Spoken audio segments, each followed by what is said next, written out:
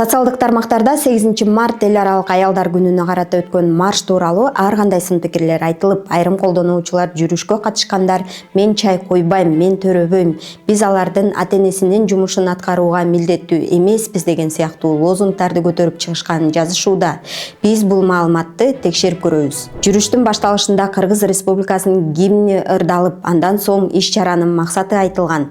Уюштуруучулар жана катышуучулар аялдардын коопсуздугу, зомбулукка каршы күрөшүү, адилеттүүлүк үчүн үн кошуу, адам укуктарын коргоо жана коомдогу гендердик теңсиздик маселелерине көңүл буруу зарылдыгын белгилешкен. Алардын негизги талабы аялдар зомбулук тууралуу ачык айталган, корголгон жана тең укуктуу коом түзүү. Марштын катышуучулары негизинен төмөнкү маселелерди көтөрүшкөн: аялдардын укуктарын коргоо, үй-бүлөлүк жана коомдук зомбулукка каршы күрөш, коопсуздук жана адилеттүүлүк, коомдо тең мүмкүнчүлүктөрдү камсыз кылуу. Ал эми жүрүш учурунда плакаттарда жана ураандарда көбүнчө төмөнкү сыяктуу билдирүүлөр жазылган: аял затым жаша, эжелерим корголсун, ойлорубуз угулсун, зомбулукка, сөөгүрлүккө жол бербейбиз, аял затка эркиндик, менин талабым эркиндик, эжелерим, сиңдилерим корголсун, күнөө сенде эмес, береги наших девочек жана башка ушул сыяктуу лозунгдар жазылган. Ачык булактардагы сүрөт жана видео материалдарды, ошондой эле иш-чара тууралуу жарыяланган маалыматтарды талдап чыкканда,